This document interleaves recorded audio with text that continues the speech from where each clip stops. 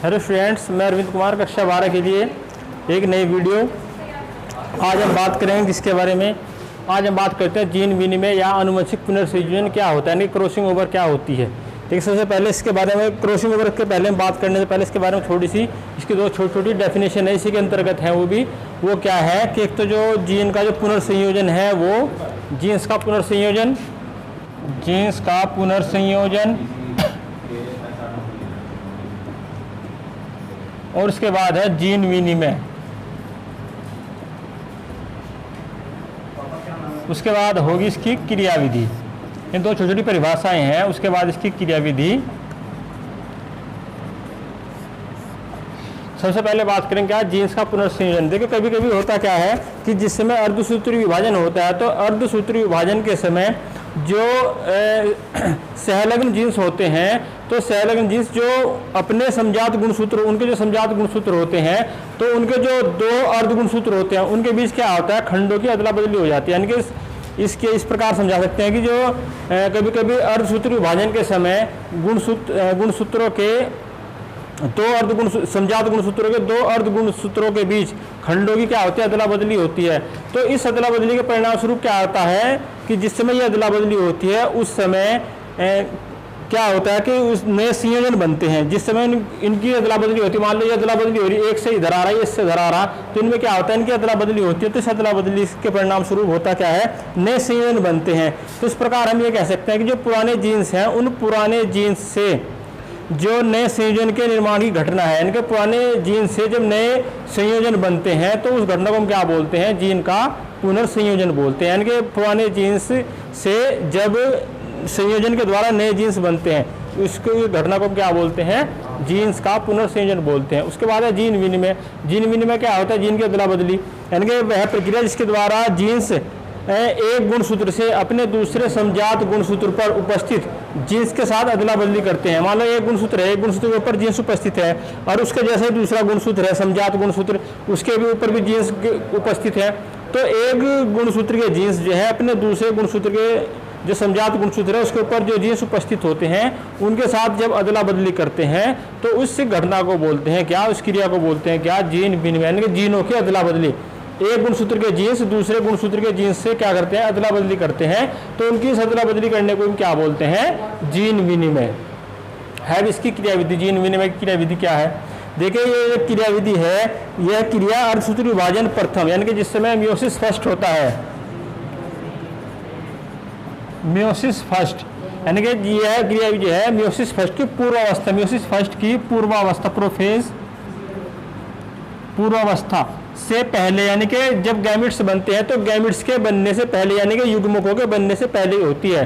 क्या होता है, यह क्रिया कब होती है, यह क्रिया अर्धसूत्री विभाजन प्रथम की पूर्वावस्था यानी कि गैमिट्स के बनने से पहले होती है। इसमें क्या होता है, सबसे पहले जो समजात गुणसूत्र होते हैं वो समजात गुणसूत्र एक दूसरे के पास आकर जोड़े बनाते हैं। यानी कि जो समजात गुणसूत्र हैं वो समजात गुणसूत्र एक दूसरे के पास आकर क्या बनाते हैं, मान लो ये भी एक जैसे, ये गुणसूत्र एक जैसे हैं, ये भी एक जैसे, ये भी एक जैसे, तो इन्हें क्या बोलेंगे, समजात गुणसूत्र। जब गुणसूत्र एक जैसे उन्हें बोलते हैं समजात गुणसूत्र। तो जब समजात गुणसूत्र एक दूसरे के पास आकर जोड़े बनाते हैं तो उनके इस जोड़े बनाने की जो प्रक्रिया है उसे हम क्या बोलते हैं, अंतर्ग्रंथन या सिनेप्सिस। उसे क्या बोलते हैं, अंतर्ग्रंथन या सिनेप्सिस। यानी कि जो समजात गुणसूत्र है उनको जोड़े बनाने की जो प्रक्रिया है उसे हम क्या बोलते हैं, सिनेप्सिस बोलते हैं। तो यह प्रक्रिया जो है जाइगोटीन उप अवस्था में होती है। जो सिनेप्सिस बनते हैं, ये सिनेप्सिस कब बनते हैं, ये जाइगोटीन उप अवस्था में बनते हैं।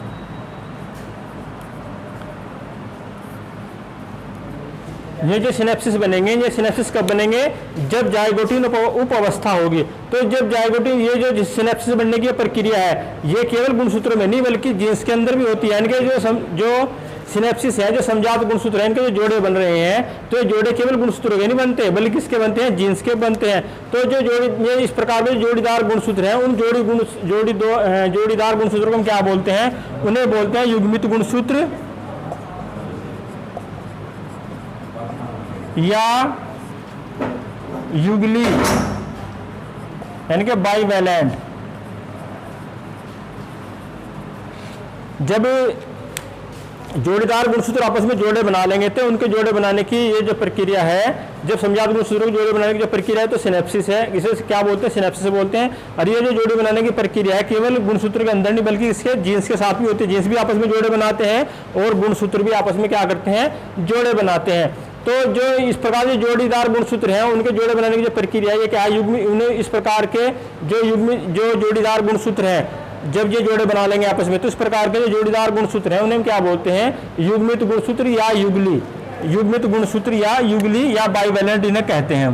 तो अब क्या होता है कि जो अर्ध गुणसूत्र होते हैं, युग्मित गुणसूत्र के जो अर्ध गुणसूत्र होते हैं, और अर्ध गुणसूत्र किसे कहेंगे, जो आधे गुणसूत्र होते हैं, यानी कि आधा हिस्सा उसका, अगर आधे हिस्से की बात करें तो क्या कहलाता है हमारा अर्ध गुणसूत्र। तो जब क्या हुआ, जो इस समय जब क्या हुआ, जब ये हम इन्हें क्या बोलेंगे, युग्मित गुणसूत्र या युगलिया बाइवेलेंट बोलेंगे, तो इस समय क्या होगा, जो युग्मित गुणसूत्र हैं उनके जितने भी अर्ध गुणसूत्र है वो क्या होंगे, स्पष्ट दिखाई देने लगते हैं, हमें क्या दिखाई देने लगते हैं, स्पष्ट दिखाई देने लगते हैं। तो जिस समय ये युग्मित गुणसूत्र है आपस में हमें स्पष्ट दिखाई देने लगेंगे, तो क्या होगा, इसमें फिर उसके बाद एक ही स्थान पर हमें चार, एक ही स्थान पर हमें कैसे होंगे, चार दिखाई देने लगेंगे, एक ही स्थान पर चार इकट्ठे दिखाई देने लगते हैं, 1 2 3 4 इस प्रकार से एक ही स्थान पर हमें चार दिखाई देने लगेंगे। जब ये एक ही स्थान पर चार दिखाई देंगे तब इन्हें हम क्या बोलते हैं, इन्हें बोलते हैं चतुर्संयोजक यानी कि टेट्रावैलेंट। क्या बोलते हैं, चतुर्संयोजक या टेट्रावैलेंट। इन्हें हम क्या बोलते हैं, जब ये हमें चार जो है, चार अर्ध गुणसूत्र स्पष्ट दिखाई देने लगते हैं एक ही स्थान पर, तब इन्हें हम क्या बोलते हैं, टेट्रावैलेंट यानी कि चतुर्संयोजक बोलते हैं। इसके बाद दोनों समजात गुणसूत्रों के वे क्रोमेनिटा, यानी कि जो दोनों समजात गुणसूत्र हैं, इन दोनों समजात गुणसूत्रों के वे क्रोमेनिटा जो एक दूसरे के पास स्थित हों, तो वे क्या करते हैं, एक दूसरे के पास आकर घनिष्ठता से किसी भी स्थान पर आपस में जुड़ जाएंगे। ये चारों समजात गुणसूत्र हैं, इनके जो क्रोमोनिटा है ये एक दूसरे के पास स्थित है, और एक दूसरे के पास स्थित होने से क्या होगा कि वे किसी भी स्थान पर एक दूसरे के साथ घनिष्ठता से जुड़ जाएंगे, बिल्कुल पास आकर, चाहे वो यहाँ से जुड़े, चाहे वो यहाँ से जुड़े, चाहे वो यहाँ से जुड़े, लेकिन एक स्थान पर आपस में क्या होगा, घनिष्ठता के साथ जुड़ जाते हैं। उसे कहते हैं गुणसूत्र विनिमय बिंदु। उसे हम क्या बोलते हैं, गुणसूत्रीय विनिमय बिंदु बोलते हैं उसे, जहां ये आपस में जुड़ते हैं उस स्थान को हम क्या बोलते हैं, गुणसूत्र विनिमय बिंदु बोलते हैं। तो अब क्या होता है, इन स्थानों पर क्या, जहां ये स्थान है तो इन स्थानों पर क्या होता है,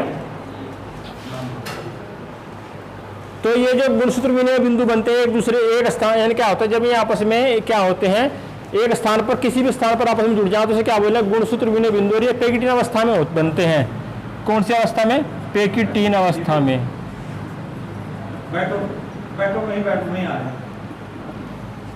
ये कब बनते हैं, जब ये एक दूसरे से, जब गुणसूत्र विनिमय बिंदु कब बनते हैं, जब ये पेकिटीन अवस्था में होते हैं। तो क्या उसके अब क्या होता है, जब विभाजन होता है तो विभाजन के अगले चरण में क्या होता है, जो समजात गुणसूत्र होते हैं तो इन समजात गुणसूत्रों के बीच प्रतिकर्षण बल उत्पन्न होता है। प्रतिकर्षण यानी कि एक दूसरे से दूर भागना।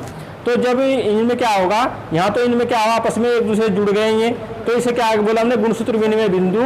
तो लेकिन क्या होता है, जब विभाजन का जो अगला चरण होता है, इनके दोबारा अगली बार जो विभाजन की प्रक्रिया होती है, तो जो समजात गुणसूत्र होते हैं उन समजात गुणसूत्रों के बीच क्या होता है, प्रतिकर्षण बल उत्पन्न हो जाता है।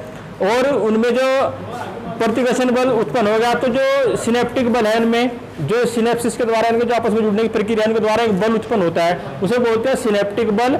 और जो इनमें घर्षण बल है उसका अभाव हो जाता है, यानी कि जिस समय इनमें प्रतिकर्षण बल उत्पन्न होता है तो प्रतिकर्षण बल उत्पन्न होने से जो सिनेप्टिक बल है और जो क्या है इनमें जो आकर्षण बल है उसका अभाव हो जाता है। तो जो समजात गुणसूत्र है फिर वो एक दूसरे से पृथक हो जाते हैं, एक दूसरे से अलग हो जाते हैं। क्या हो जाते हैं, एक दूसरे से पृथक हो जाते हैं।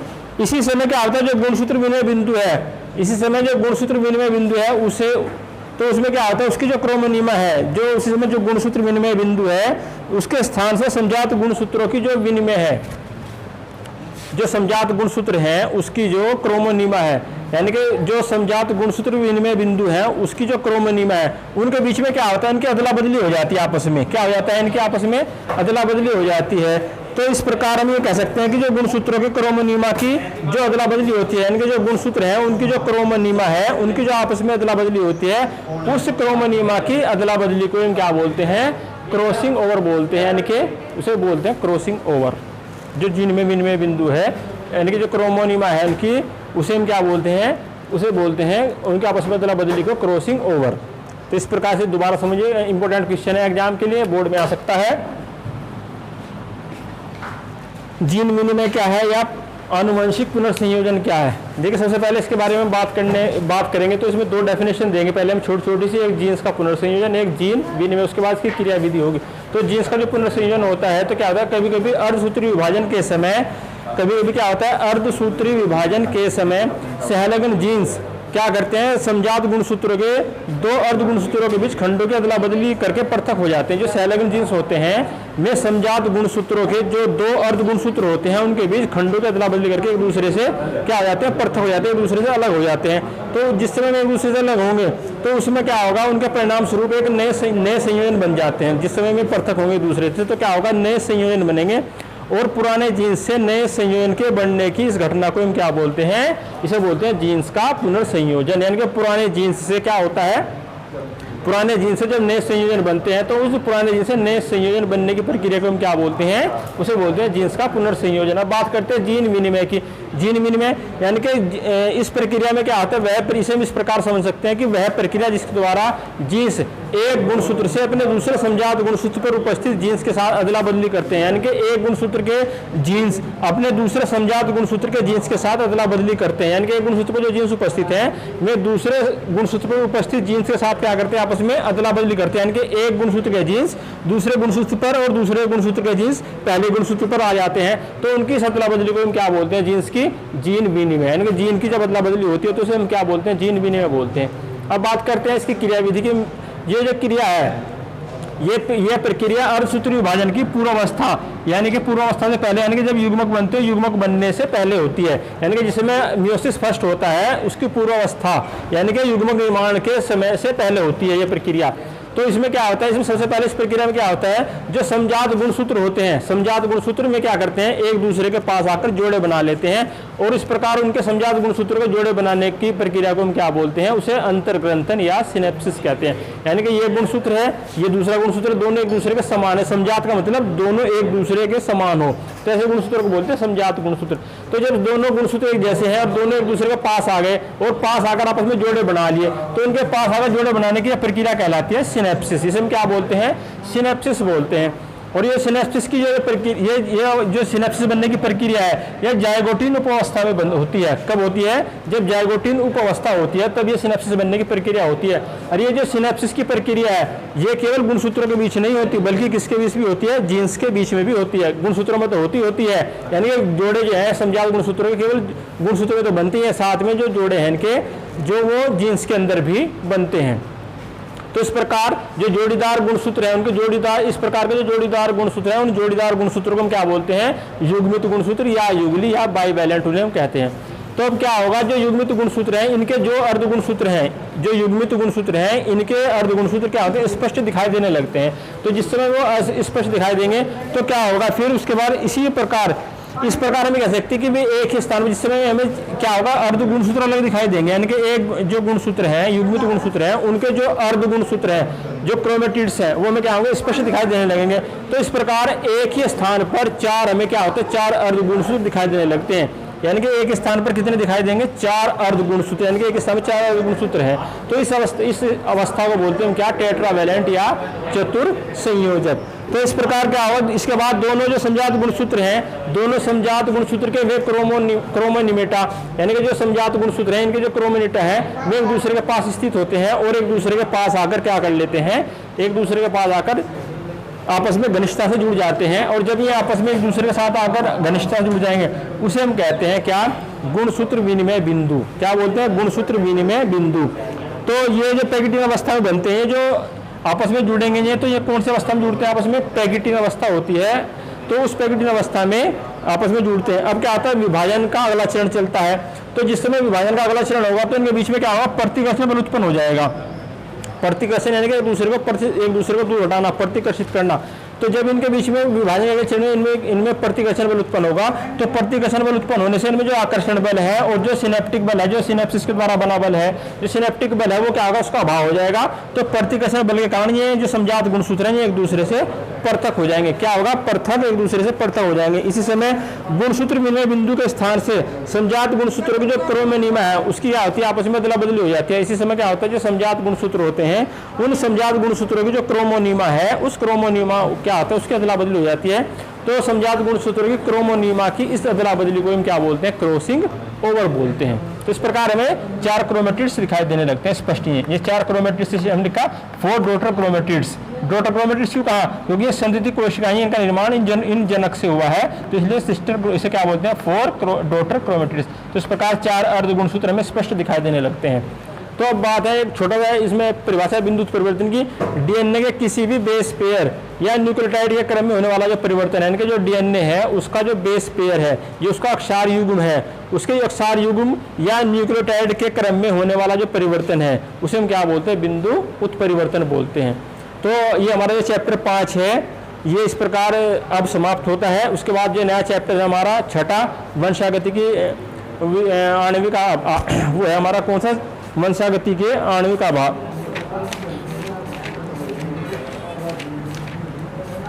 वो है वंशागति का आणविक आधार। तो वो छठा चैप्टर जो है हम नेक्स्ट वीडियो में समझाएंगे आपको। पहले उसके नोट्स भेजे जाएंगे, उसके बाद उसके बारे में बताएंगे। तो ये इस प्रकार हमारा जो 5वां चैप्टर है तो ये समाप्त होता है। आज की वीडियो में इतना ही, धन्यवाद।